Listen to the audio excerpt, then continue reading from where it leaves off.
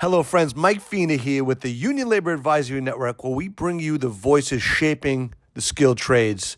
Today, we have a legend in the world of union bricklaying, Jack Argila, president of Bricklayers Local 1 in New York, where we are talking brick.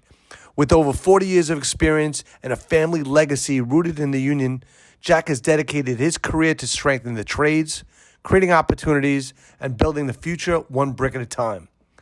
From restoring landmarks like St. Patrick's Cathedral and the Brooklyn Bridge to launching innovative apprenticeship programs that give young people a fresh start, Bricklayers Local 1 is at the forefront of New York's construction. And with major projects on the horizon, new stadiums, casinos, and more, there's never been a better time to get involved in the trades. In this episode, Jack takes us inside the union's world-class training center, breaks down the incredible benefits of a union career, and shares how Bricklayers Local 1 is paving the way for the next generation of skilled bricklayers. If you've ever wanted to know what it takes to build a lasting career and in a city that stands the test of time, this is the conversation for you. Let's get started. Hello, friends. Mike Fiena here with the Union Labor Advisory Network, here with Jack Argila, President, Bricklayers Local 1 here in New York, to learn a little bit more about his background, history, and experience with an incredible local within the New York City building trades. I'm so happy to have you here with us today, Jack. I appreciate your time. Happy to be here. Thanks, Mike. And we're talking brick here for the podcast, so we're going to learn a little bit more about the bricklayers. So, Jack, for the audience, can you give us a little bit more about your history, because you've been around for quite some time, and learn how you rose to the ranks? And I've been a member over 40 years now. Actually, I started, of course, Mom and Dad wanted me to attend college. I tried that away. I was upstate for a little while, and then locally in Farmingdale, and it just never worked out that way. So being my family history, which my father currently is a 70 plus year member. Wow. So, yeah, he's been his father he had a 75-year membership card. So between them, 3 uncles, cousins, and my 2 uncles are well over 50-year members. So that's basically it's history. That's the next family, step man. after college. That was it. Exactly. And since we were kids, that's we worked on everyone's houses. There were family houses. Anybody who was doing it, and we all did it, and it led to president now. But working at one point when I first started as a union rep, I was out in Long Island. The office was on Route 110 in Melville. It was Local 30 at the time, which I was elected to be business manager out there. It was at the time the title. And that only lasted about a year before Local 1 merged all the locals through Brooklyn, Bronx, Manhattan, Staten Island, and Long Island into Local 1, wow. Which I think was in '94. So since then, I was one of the first vice presidents of the local. There was 3 of us, and worked in Long Island for a number of years, and then I was elected secretary treasurer. Mm-hmm. And recently, in the last 5 years, I've been president of the local. That's incredible. That's great. So yeah, it's a lot of years. Well, absolutely. And you got the history. You know brick, I'm sure. Yeah. You grew up doing it, right? Yeah, that's what it was all about. And you see today, again, we're here at the training facility in Long Island City, and the quality of work and the craftsmanship, and even just the technology now and different ways to do certain things. It's just, so far advanced. So it's really, Yeah, we have a great training center. The brickwork behind us is beautiful brickwork itself, but all brick is beautiful. But yeah, the training center here, it's a great center run by Jonathan Hosgrove and his staff, which is a great staff. We train the PCC kids here, which is the restoration side of the business, brick, block, stone.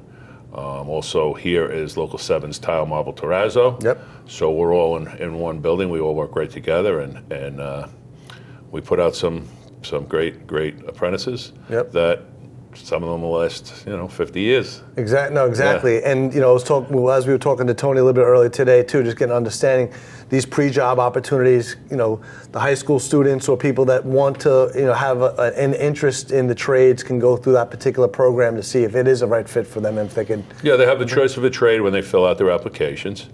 Actually, in the next 2 weeks or so, We worked out a deal with NYCHA, where we'll be training. NYCHA was paying other people to train the students, the apprentices, and we're having a separate training 12-week class for NYCHA kids, kids who live in the NYCHA projects. And that works out great because there's billions of dollars in work coming out through NYCHA. So we kind of made a partnership with them outside, or this is just with Local 1. It's not a building trades program, so we have one-on-one with NYCHA, which is huge, considering all the new work and all the restoration work that NYCHA does. I saw the flyers and some of the marketing that was going out for that, which is really incredible because, work with some of the other locals like Teamsters that work with NYCHA in those regards, and to be able to hire people on or inspire people that live within the NYCHA communities to find a career in the trade and be able to get paid to learn that trade, right, and then work within their own communities. I mean, that's, the way I look at it from labor, it's a family. You work collectively for the better interest of those members, quality wages and health care, because New York's not cheap, right? You need to be able to survive. Not cheap at all. And have those quality wages. We'll have a living wage, middle income wage, and have benefits, medical, pensions. It's what everybody needs to survive, especially in New York. And being union gives us all the advantage to have a family, own a home. Yep. And the good thing with the NYCHA kids coming in, they were trained elsewhere in the past, not really even knowing what a union was and not knowing the benefits of a union. So hopefully it can become their home, and they too will have a chance to own a home, own a car, have a family. And you have to work hard. It's not easy work, and it's cold outside, as we all know, and it's hot in the summer. Yep. But it is what it is. You get used to it, and well, nothing that's ever worthwhile is always easy. So that you have to be committed and dedicated to your craft and want to learn this particular skill. But once you have this skill, it's there for life, and you don't forget. You don't forget. And if you're working for one employer or 10 employers, you'll have this to take home and be able to talk about building houses or just renovate your homes as well. You have as you drive through the city or drive through Long Island, wherever you are, and you can tell here in the car, oh, I worked on that building, I worked on that high rise, I did that building. So you can just point to some special places out between the stadiums, Yankee Stadium, Citi Field. We just recently, the restoration guys, PCC, my favorite job was a few years back was St. Pat's, when they restored St. Patrick's Cathedral in the city. It was like it was brand new when they were done. It's really beautiful. I don't know if the last time you were in there. But we just recently finished restoring the Brooklyn Bridge, which was another historic project. And new work is just plenty of new work coming out, plenty of beautiful jobs from even another stadium. We have the soccer stadium, right? Yeah, the soccer stadium coming out, which is started. They have to move fast on it for the games that I think are in 26, the World Cup. So that has to be done. But between that, casinos are popping up all over. We have millions upon millions of dollars of work coming up, which is great for the Bricklayers Union. That's incredible. Yeah. And then I got to staff it up for those people coming in for the next generation. We're targeting right now, and we're going to put a big push on residential housing, get that market back that we haven't had in a number of years, and we're starting to move forward on that. And that's our goal for 2026, is to grow membership even larger than it is now. We have the largest local in the country for bricklayers-wise. Oh, you do? Local 1 is the largest local. Oh, wow. Yeah. That's incredible. So, Jack, and I know you do so much work. You work with a lot of different trades. You do a lot of, your members do a lot of community service work as well. I know you look to hire veterans as well through Helmets to Hard Hats and some of these other, ARC initiative programs under the building and construction trades. Yeah, we work through building and construction trades with Helmets to Hard Hats. We don't ever turn anyone down. We have anybody who wants to come in from veterans that have been out there and fighting or even doing anything in the service to protect our country. We don't refuse any of them. They come in. Yeah. Yeah, you've had some quality, members. Yeah. I know we had to meet some of them, over the course of a few fast. So just recently at your event was great. Everybody appreciated it.